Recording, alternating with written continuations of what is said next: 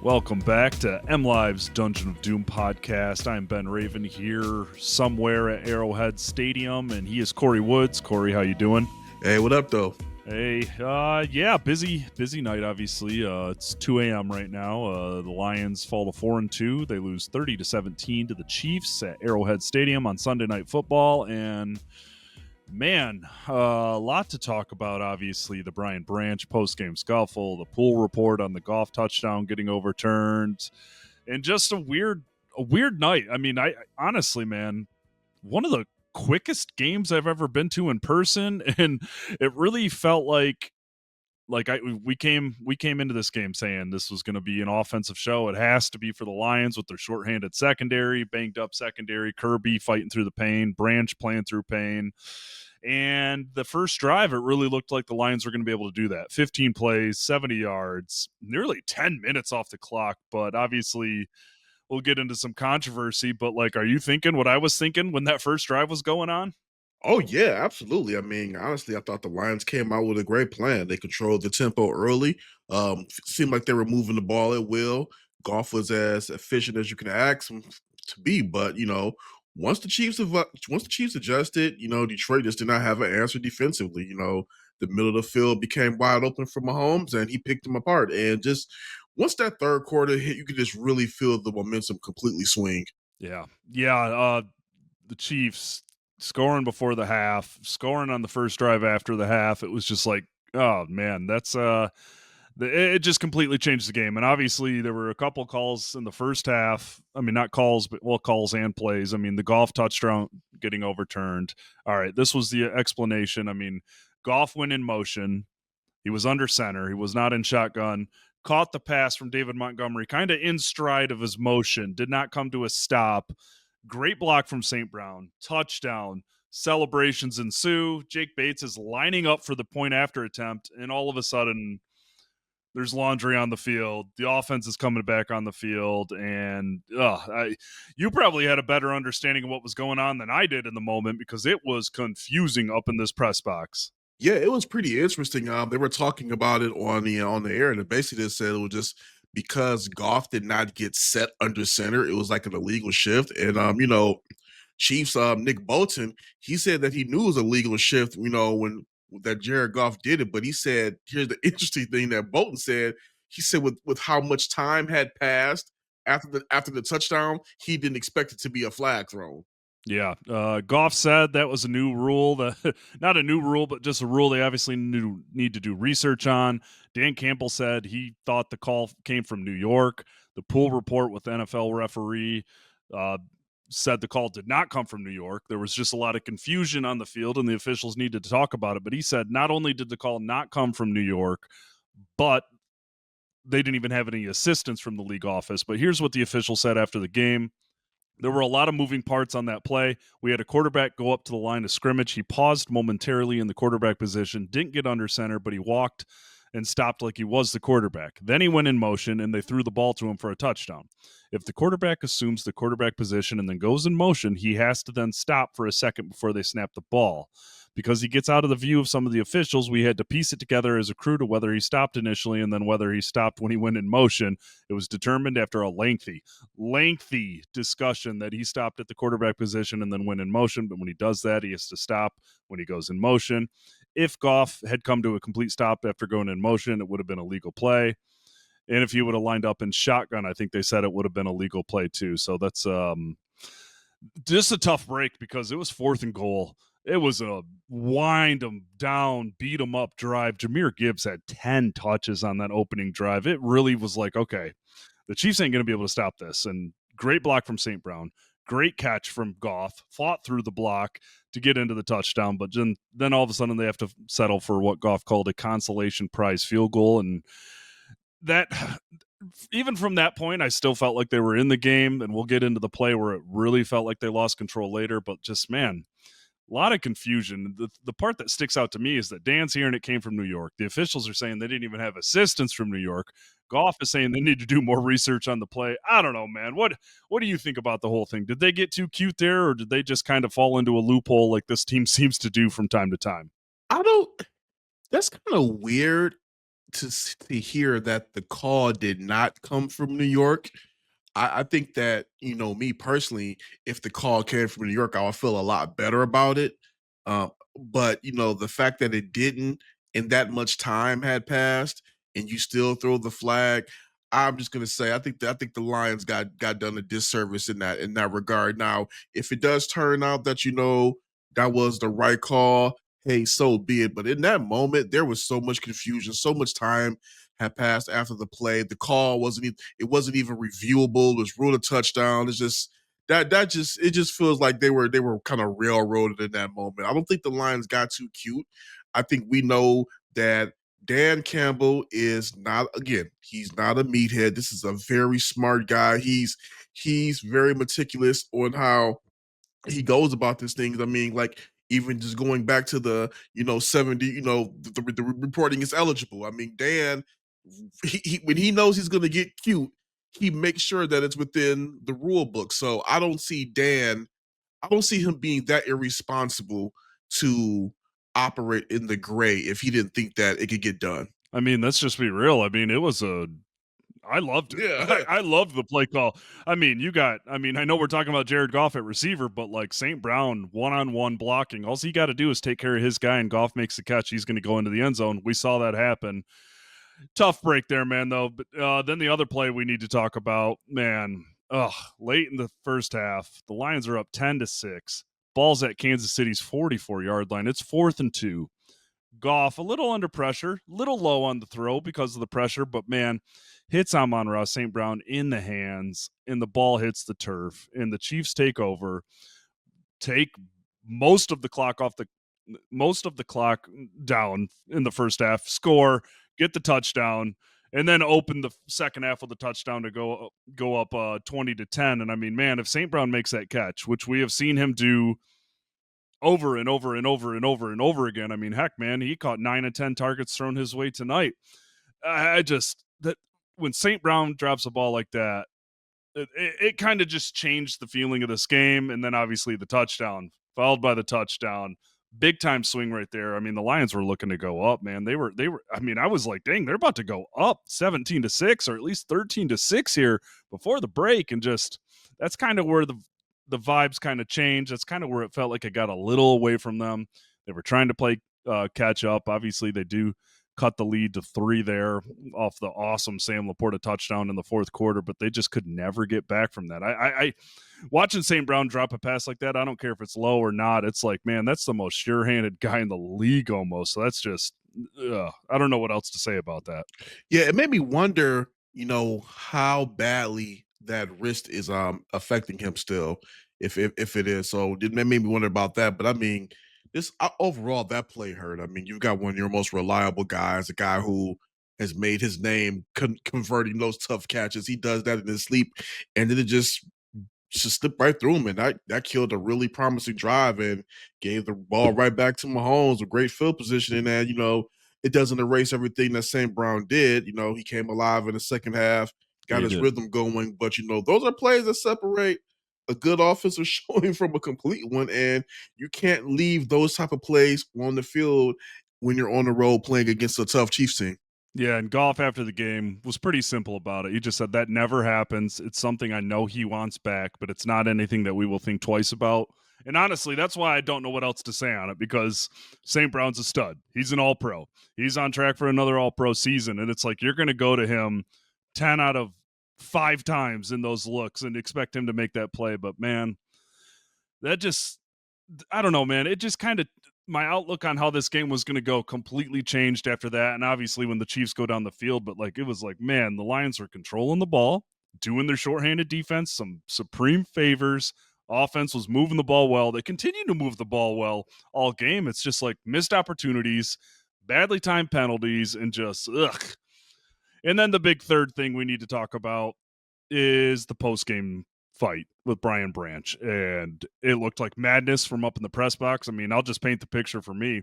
I'm grabbing my computer, I'm grabbing my cell phone, I'm ready to hit an elevator and go downstairs to Dan Campbell locker room and then Jared Goff. And all of a sudden I see, I'm like, I go, man, that's got to be Brian Branch. Just I couldn't see who it was, and I'm like, yep, it was Brian Branch. I mean, I think you said it perfectly. He pie faced Juju Smith Schuster.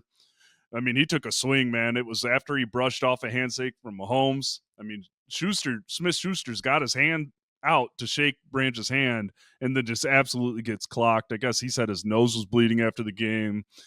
Wild. I don't know if that photo was doctored that I seen, but there is a photo of Schuster's nose bleeding, and I'm like, whoa, that looks Yeah, serious. I just, Brian Branch is a great player. He is so important to this team. He has been fined a lot, but it's all been for like on field stuff. You know what I mean? Like big hits, helmet to helmet stuff that happens for defenders. Yes, it needs to get cleaned up. Yes, you can call it a pattern because like it is a pattern, but this was like new, like getting into a fight after a game, losing by 13 points in prime time with the football world watching. It just, I, I don't care if he got hit in the back, like he, you know, I mean, there's a clip going around that Branch mentioned. He said he felt like he was getting bullied out there, could have got hurt. Happened right in front of the officials with about like 3.5 minutes left, where Smith Schuster decks him in the back and he hits the ground pretty hard. But like going back to that play, the one lasting thing is for me is like, yeah, it was pretty dirty. Yeah, it was unnecessary, but like there didn't seem to be any drama in that moment. So like this was stewing with him, man. Yeah, Branch has been having these on field, look again, on field situations piling up from, face masks. I don't even go too far to the face masks, but the personal fouls and the taunting, and he's made some boneheaded to some. That's the best way to put it. Boneheaded decisions on the field in just to start this season, and but what happened after the game? You just can't have that. Now, there is another clip going around that I can see why he brushed off Patrick Mahomes, because after one of those when Mahomes ran it in for a touchdown, he spun the ball at Branch's feet and was taunting him and pointing at him. So that might have been why he brushed him off. But even though Schuster went over there, you could say he escalated the situation. You can't shove him like that. You can't get into that type of situation because you're on prime time, all the cameras on you, and now instead of just talking about, hey, the Lions just lost a tough game to the Chiefs, now you're the headline coming out of this game, and that's nothing you want. you know, with his history, I'm definitely expecting a fine. I know some people are saying suspension. I don't think they're doing anything in suspension. I think he's going to get heavily fined. But I will say this: Dan Campbell's comments after the game on that were very strong, in my opinion, and I'm curious to see if how the if the Dan just leaves it right there, or if the Lions decide to do something, because it just felt like Dan felt like that was a bad reflection on them in that moment. He didn't want that. Yeah, and I was bouncing from the locker room to the post game interview room where Campbell and Goff talk after the game, trying to balance some things. And I saw Campbell going, and it looked like he was like looking at the replay before he went in to talk to the reporters. And you know what? Let's just play Dan Campbell here because you're right. I mean, it was the first words out of his mouth. So here's Dan Campbell after the Brian Branch incident post game in Kansas City. I love Brian Branch, but what he did is inexcusable, and it's not going to be accepted here. It's not what we do. It's not what we're about. I apologize to Coach Reed and the Chiefs and and Schuster. That's not okay. That's not what we do here, and it's not going to be okay. He knows it. Our team knows it, and so that's not what we do. As far as the game, we just didn't make the plays that needed to make. We were able to do some things good in phases at times, but not enough for a team like that. With the pedigree they have, the way they play back at their house, we could not complement each other, and we weren't able to really make it a game. We really weren't. So that's really the story of the game. Yeah, man. Inexcusable. It is inexcusable because, like you said, the primetime viewership on this game, the social clips going around, it's the only game being played right now. You lost by 13. you know, and this is what we're talking about. And like you mentioned it earlier, ripping Tucker Kraft's helmet off in the opener, the fines for the big hits, man.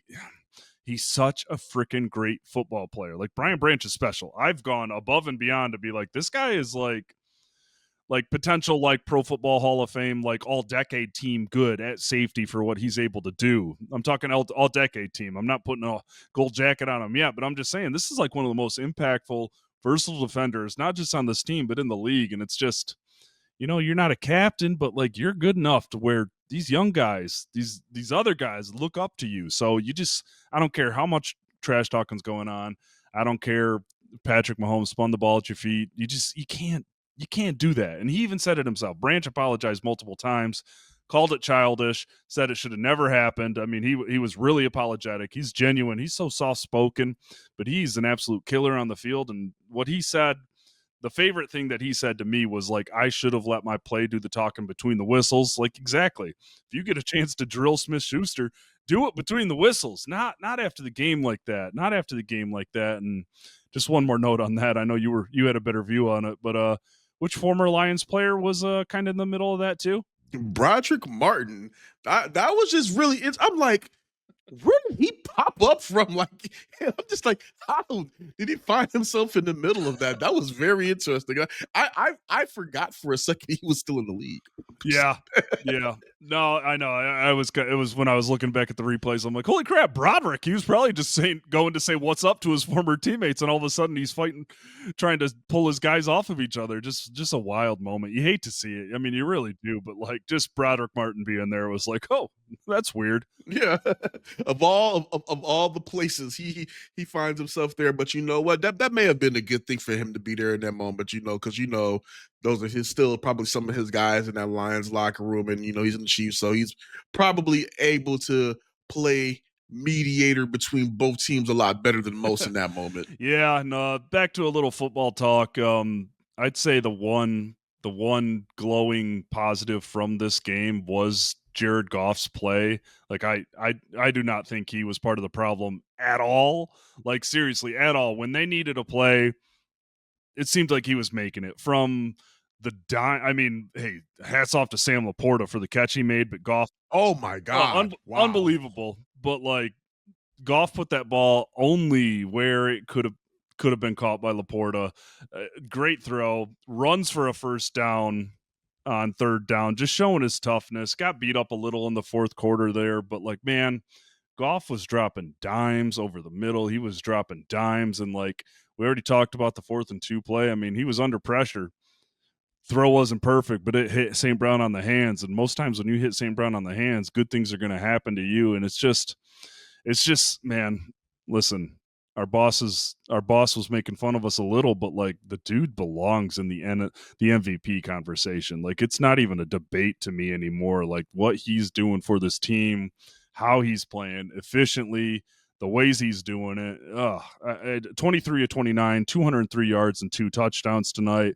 Got sacked once, got hit some in the fourth quarter there, but like, man, he the way he was playing tonight, the way he's playing this season, it just kind of always feels like they have a chance. Even though I've said like the vibe changed, they're crawling back, but it's like, man, when Goff is spinning that thing like that, when he's standing in the pocket, extending plays with his legs, he doesn't get credit for his legs. He's not the fastest guy on the face of the earth, but man, he just has such a good feel for this offense, and you could feel the frustration from him after the game for good reason, because like, I don't know, man, I felt like there was just a lot of missed opportunities, but I did just want to highlight his play, not just tonight, but this season, because I felt like, man, of all the things that went wrong tonight, Jared Goff was not one of them.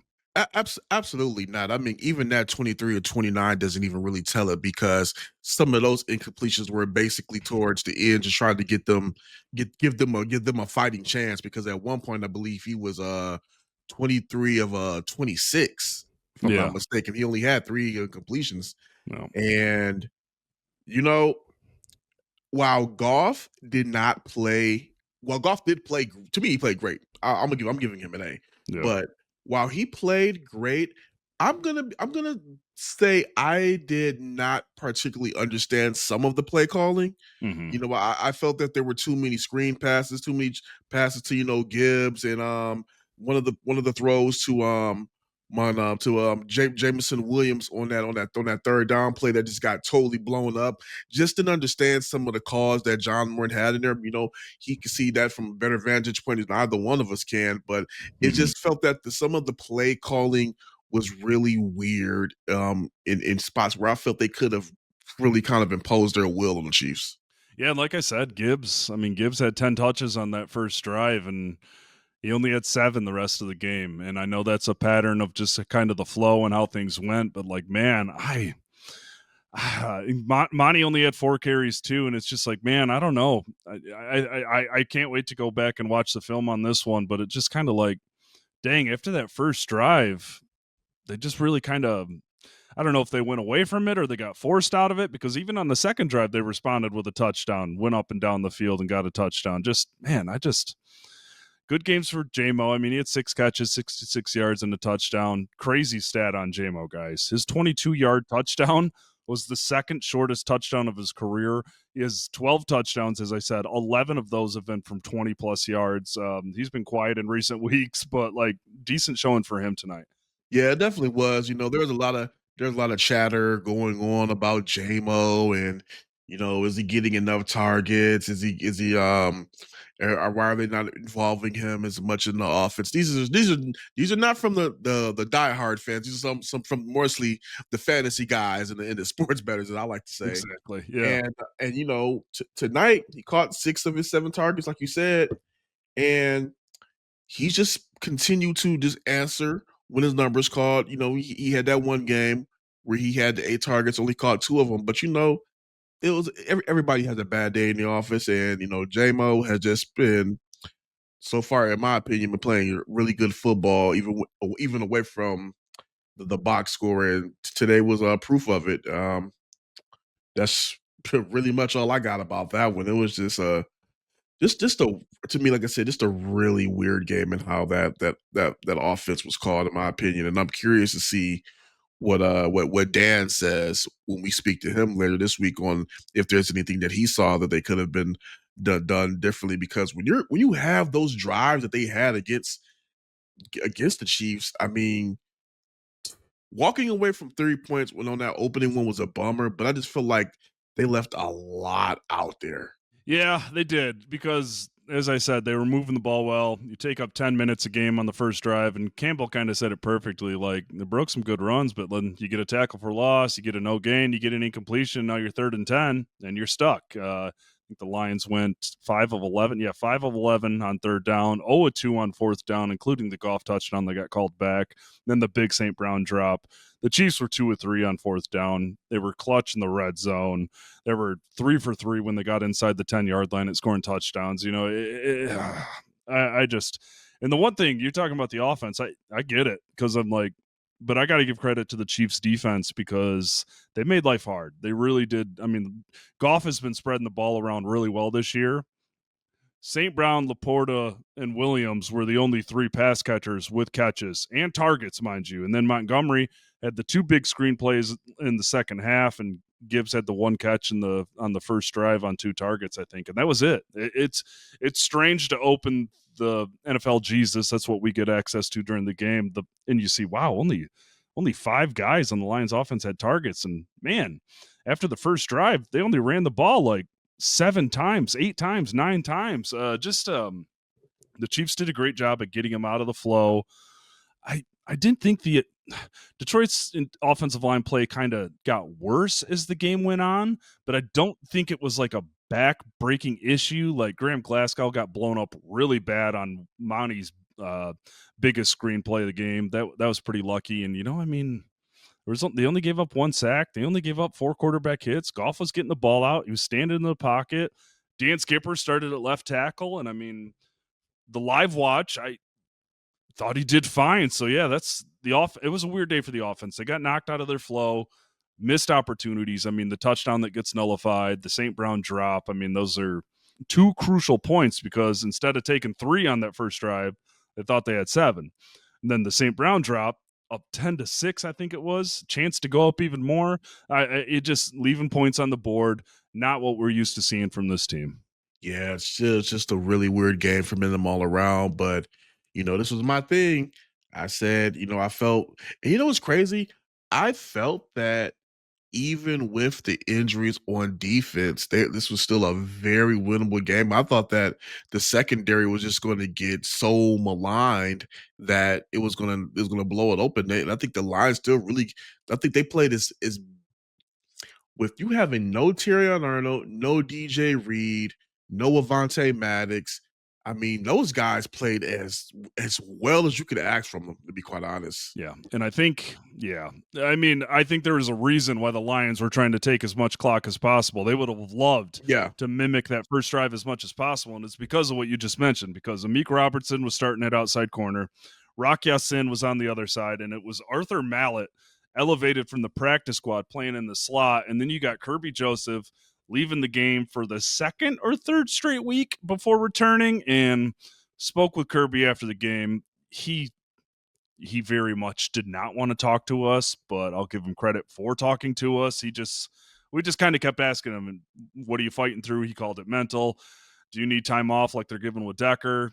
I don't know. I don't like not playing, so blah blah blah. But he is looking forward to the bye week. I mean, they felt he was good enough to play again. He obviously returned, but I just I don't know, man. I almost think like he could benefit from more time off than just this bye, because he's clearly working through some stuff. But I think, as long as he feels good to play on Sunday, the training staff clears him. I mean, I think he'll be out there, but just he was very frustrated after the game, and just a tough secondary situation because Robertson got beat on the one touchdown. I think it was the opening drive to Xavier Worthy. Just a nice play design. And, if you get bit, if you bite on something against Worthy, he's going to beat you because he's fast. And then Ya-Sin, man, crucial defensive pass interference call that set up the touchdown. Yeah, yeah. And then the Hutchinson late hit on Mahomes. Like, Mahomes, good actor for sure, but Hutchinson hit him too late. And when 15 gets hit late, it's going to get called. And I think like 4 or 5 plays later, the Chiefs were back up 10 points. But yeah, just badly timed mistakes, because I think the defense was playing pretty well, and then it just got to be too much. Like the end of the half touchdown and then giving up the opening second half touchdown, the wheels kind of fell off a little there. Too many mistakes, too many missed opportunities. Obviously, Hutchinson had another sack, 5 straight games with a sack. Had another forced fumble. That's 4 straight games with a forced fumble. Absolutely ridiculous what he's doing. And even missed one on Mahomes. I mean, Mahomes is a magician. I know people are quick to be like, blah, blah, blah, blah, blah about Mahomes. But man, he's a freaking magician. The way he's able to get the ball out, throw across his body, escape sacks. He's tough as nails when he's rushing, when the pocket breaks. I mean, he had 32 rushing yards and a touchdown tonight too. Man, the defense, I got to give them credit for holding on for as long as they did. But kind of like I said about the offensive line, felt like it got a little worse as the game went on. Yeah. I will say this when kind of going back to Kirby Joseph, you said you think he might benefit from a little bit of time out. Well, Mike Evans, they got the Bucks coming up. Chris Godwin, he didn't play. Mike Evans, he didn't play. And then Emeka Ibuka, keep messing his name up. He's dealing with something now with the hamstring. So I would say that if one or two of those guys are out, if one or two of those guys are out, I would definitely look into either sitting Joseph or putting him on a snap count for next game. Just like, hey, if things get out of hand, okay, roll him out there, on a couple of players or whatnot. But try to keep him for the long haul, because you're gonna need this guy to go be healthy on the back end of things. And you hopefully can go into this bye week with at 5-2, with a win over the Bucks. But depending on what's going on with their receiver situation, you're not saying you're taking any opponents lightly, but this would probably be the game where you let Kirby get a little bit of rest. Yeah, no, because I'm trying to take the long term view on it too. And even Dan Campbell said, like, man, we feel really confident with the bye week coming up, that knee's going to get calmed down. He's going to get feeling right. I mean, Joseph, more or less, I mean, he answered questions in about 3 or 4 words for about 2.5 minutes, but even he's like, yeah, that bye week gonna help. But at the same time, that's an NFC matchup. That's the 5-1 Bucks against the 4-2 Lions. That could come in handy in playoff positioning down the line. And Absolutely. yeah, it's tough, man. They really need some of their dogs to get healthy. They need some guys back. I do think Aleem McNeil will be back next week. It really sounds like that's going to happen. Kirby's the one to watch, and obviously I'm with you. I don't think Branch gets suspended. I think it's more or less a $45,000 type, $45,000-esque fine. I don't think he'll get suspended, but I'll just say it like this: if he were to get suspended, I don't think I would be shocked. I just think I would be lightly surprised, just because, I mean, call it an open. I mean, it was an open palm. There's that word, but like, you can't strike someone in the face after the game. I don't think he will get suspended, but something to watch. Yeah, I think that if it was a swing, oh, he would definitely be getting a game for sure. But with it being a shove, I'm now again. I don't know how strong Branch is, but it looked like it looked like Schuster may have done a little bit of acting when he went to the ground. But then again, hey, the guy has a bloody nose after that, so who knows how much they take into account things. I will say this: that photo does not help. The photos of him and Juju and the photos of Juju's face after do not help Branch's case at all. I'm just gonna say that he's gonna get the fine, but if it comes down to a suspension, I think it will be the league looking at those photos and being like, okay, Yeah. can't have this. Yeah. Not on Sunday night. Yeah, and if it went that far, once again, I don't think it will, but I think it would also take into account some of the other things that have happened in his career. He Yep. has been ejected. He has ripped a player's helmet off. He has been fined a lot. So I don't know. I don't know, man. But at the same time, they're going to need him. They're going to need Joseph. It'd be great to get Taylor Decker back. It'd be great to see the debut of Aleem McNeil. Terrion Arnold has avoided IR. That's a great sign. You never know with him. When you think he's down and out, he's back in. Got positive news on his second opinion, but still Dan Campbell was a little cautiously optimistic there. But, man, you just look at these next 4 games. We talked about it. The next 5 games, they lost the first one. It's home against the Bucks, home against the Vikings, then it's on the road back-to-back against the Commanders and Eagles. It does not get more important than that. In the NFC, with a big NFC North matchup sprinkled in there after the bye against the Vikings. It's a grueling stretch. We talked about it on the mailbag and talked about it after last week's game for a reason. You can't drop too many of these. I mean, if you were going to drop one of those 5, I think most would pick this one because it's an AFC team, but it's time to clean things up. And I guess just some parting thoughts. Dan Campbell just was like, maybe we needed this. A couple players in the locker room were like, no, we never need a loss like that. But like, I get what Campbell's saying. Like, maybe you do need that like slap across the face. Like, okay, we're human. That's right. This happened in week 1. It happened in week 6 here in Kansas City. Time to buckle up, get back. This team has been great at resetting. Still have not lost back-to-back games in what feels like forever. This was the first primetime loss for the Lions since week 17 in 2023, the reported as eligible game. So they're the king of resetting. They're the kings of bouncing back, and extra day of rest this week. I know it's only 1 day, but like with as many guys as they got banged up, because even Branch was banged up coming into this game too, that extra day can go a lot ahead of the bye. I'm always curious how they treat guys like that, Branch and Joseph and Decker and McNeil even. Like, are they taking the long-term approach, or are they looking at this? I think the Bucks are the 1 seed in the NFC right now at 5-1, or at least tied for it. Or are they looking at this like, hey, no, this is an opportunity to get back at top in the NFC, strengthen that lead in the NFC North, and get back to playing Detroit Lions football? Because we saw Detroit Lions football for a quarter tonight, and then it did not look like them for the rest of the game. Absolutely not. One thing I do want to get on is just I have no idea how the Chiefs ended that game with 0 penalties. Oh, wow. Yeah, you're right. I'm looking at that right now. Yeah, like This is now. If this stat is correct, I'm going to fact check it, but I'm reading a stat that said this is the first time a team has had no penalties since week 18 of 2023. Oh my goodness, that's a great stat find right there. In a game where penalties came up big, I said the roughing the passer, the pass interference. That's tough. That is tough. I mean, when you give the Chiefs windows of opportunities, they take it. I know they were 2-3 coming into this game. I know they were 0-3 in one-score games this year. They went 11-0 in one-score games last year for a reason. This was not a one-score game, but I'm just saying, like, when you leave the window open for them, you add in the fact that they didn't get called for a single penalty, not surprising to see this outcome.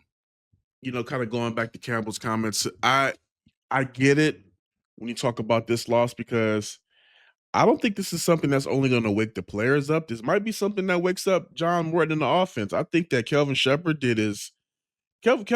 I think today called as best of a game as you could without having two of your starting corners out there.